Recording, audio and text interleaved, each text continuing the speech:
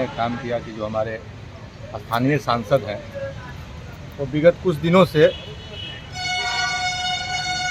सरकार पर, प्रशासन पर तरह तरह के टिप्पणी आरोप लगा रहे हैं। तो मैं बता देना चाहता हूं कि ये जिस पार्टी से चुनाव जीत कर आए हैं उस पार्टी का कोई नया काम नहीं है। इस पार्टी का कोई नया काम नहीं है। ये लोग कई दिनों से, इसके पहले भी वो विधायक थे और भी इनके पार्टी के एमएलए हैं, लोग बिहार में जीते हुए हैं नया पर। ये लोग चुनाव जीतने के आने के बाद इन लोगों को कहीं भी ये लोग बोलते हैं कि संविधान, बाबा साहब भीमराव अम्बेडकर संविधान पर बातें करते हैं और उन्हीं के बनाया हुआ संविधान से हमारा देश चल रहा है, राज चल रहा है और उन्हीं के संविधान पर लोग को एक रत्ती भी विश्वास नहीं रहता है। हम तो ये भी बोलते हैं जब आपको धरना, प्रदर्शन, आंदोलन करना ही होता है तो आप लोग चुनाव क्यों लड़ते हैं? आप लोग चुनाव क्यों लड़ते हैं? क्योंकि ये सुदामा प्रसाद जी का ये पहला मंतव्य नहीं है। इसके पहले भी कई सारे वामपंथ विचारधारा के जो CPI-ML के विधायक लोग जीते हैं वो लोग भी अपने अपने जिला में अपने स्थानीय प्रशासन पर, सरकार पर आरोप लगाते हैं कि मेरी बात कोई नहीं सुन रहा है, रोड जाम कर देते हैं, कुछ ये कर देते हैं, वो कर देते हैं। तो जब आप ये काम अब जीतने के बाद कर रहे हैं तो काम आप चुनाव जीतने से पहले भी करते थे। तो आप चुनाव में, आपकी जब चुनाव जीतने के बाद आपको विश्वास नहीं है ये सब सारी तंत्र पर, सरकार पर, संविधान पर, तो आपको मेरे ख्याल से चुनाव लड़ने की ज़रूरत नहीं है। ये इनकी बातें हैं। उन्होंने अभी हाल में जो प्रगति यात्रा के दौरान समीक्षा बैठक थी उसमें आरोप लगाया कि हमें जाने से रोका गया। हालांकि बाद में जो एक वीडियो भी उनका वायरल हुआ है, तो इस तरह के, और उन्होंने लोकसभा अध्यक्ष और सहित संसदीय कार्य विभाग के जो कैबिनेट मंत्री हैं किरण रिजिजू, उनको भी पत्र लिखा कि हमें सम्मान नहीं दिया गया, बैठने के लिए जगह नहीं दिया गया 26 जनवरी के कार्यक्रम में। इस तरह का उन्होंने आरोप लगाया है। बिल्कुल, जैसा कि हमने भी देखा वीडियो को, प्रगति यात्रा को लेकर माननीय मुख्यमंत्री जी यहाँ पर भोजपुर जिला में आए थे। एक माले के विधायक और जीते हैं उपचुनाव में, अगिया माले, शिव प्रकाश रंजन जी, वो भी बैठक में प्रगति यात्रा में थे।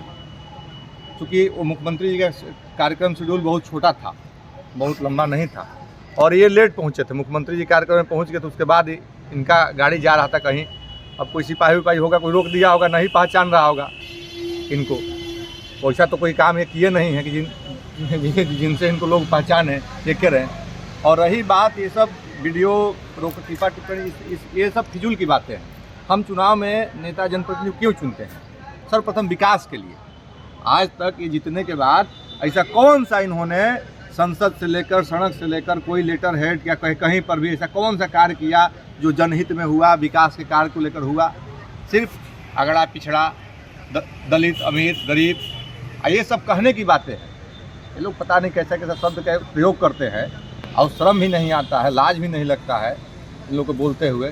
सामंतवादी, मनुवादी, पूंजीवादी, आज जितना भी ऐसे इस टाइप के लोग हैं, इस सारा लोग मोटे मोटे पेट वाले, बड़े बड़े गाड़ी वाले, मोट मोट चैन वाले, सारे आपराधिक प्रवृत्ति के मोटे मोटे धन पशु इन्हीं गठबंधन में हैं। तो हमको पता नहीं चलता है किनको सामंतवादी, पूंजीवादी, मनुवादी सब बोलते रहते हैं लोग।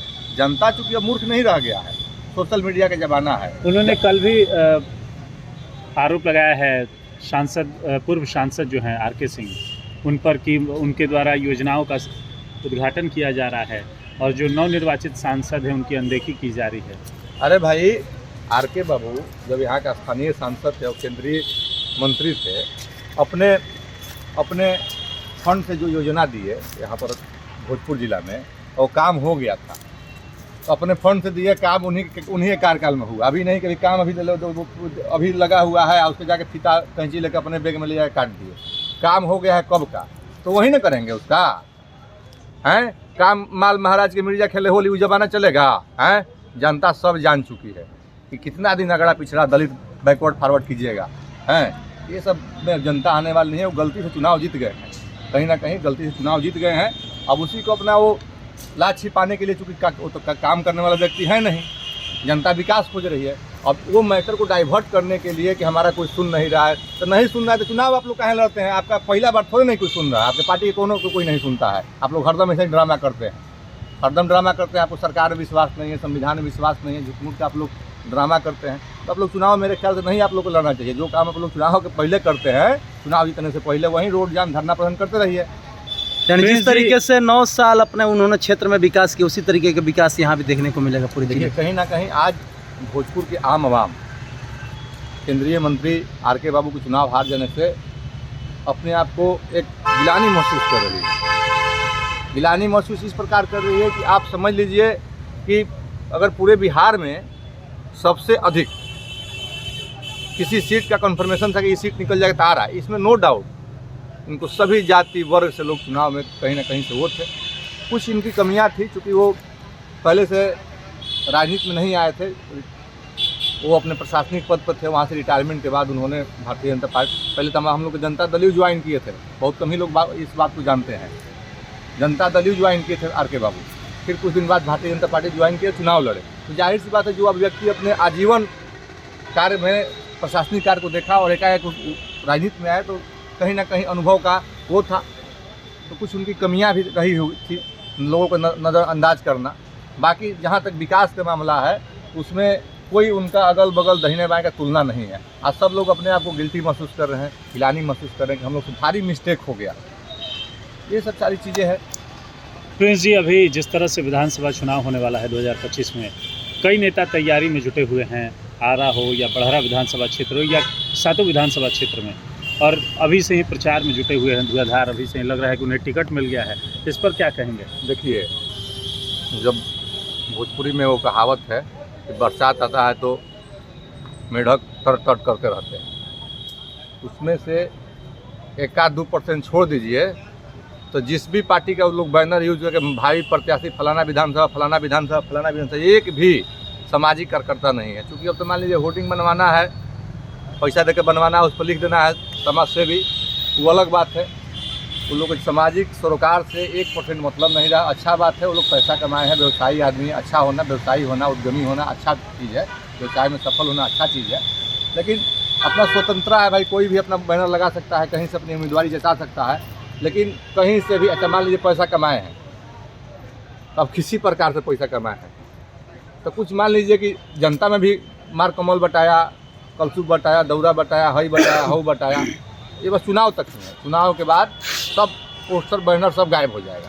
प्रिंस बजरंगी भी चुनाव की तैयारी में है क्या विधानसभा? देखिए, मांगने से टिकट नहीं मिलता है, मैंने मांगने से, मैंने कैमरा से, मीडिया से मांगने से नहीं मिलता है।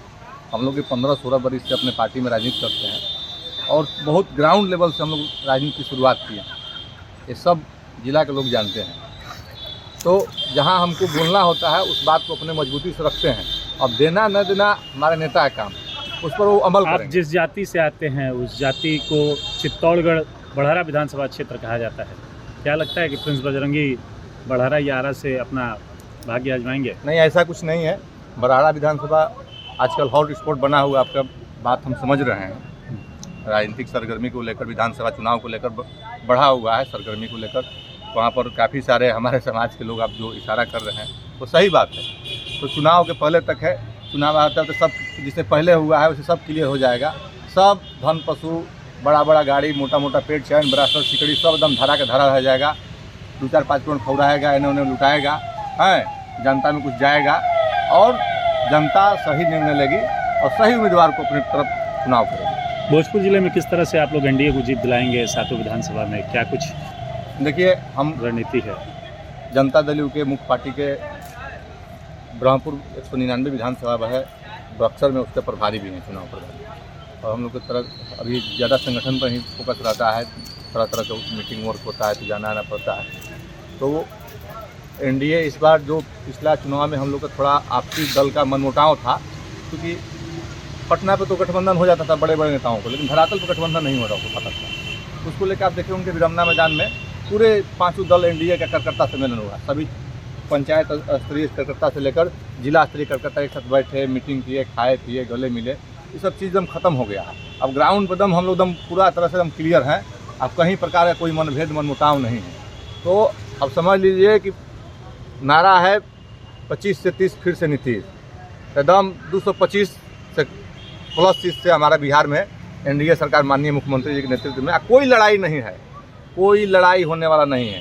पिछले बार आप चुनाव देख लीजिए, पिछला बार, अब तो नहीं कहना चाहिए, पिछला बार कहीं ना कहीं गठबंधन हम लोग का ये था, अगर वो चीज़ नहीं होता तो राष्ट्रीय जनता दल के 25-30 से अधिक सीट थोड़े आता। आर.के. सिंह का एक बयान वायरल हो रहा है कि जिसमें उन्होंने कहा है कि हरवाने के लिए हमें पवन सिंह को पैसा दिया गया था।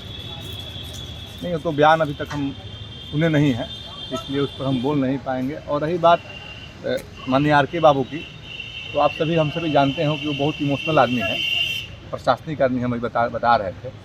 तो थोड़ा बोल देते हैं कभी कभी राजनीति में उतना भी एग्रेसिव नहीं होना चाहिए, वो बोल देते हैं। खैर, आदमी अच्छे हैं, विकासशील आदमी है, काफ़ी पॉजिटिव सोच वाले इंसान हैं, इसलिए हम सभी को उनके प्रति दिल में सम्मान रहता है। रमना मैदान 12 करोड़ 22 लाख में सौंदर्यीकरण किया गया।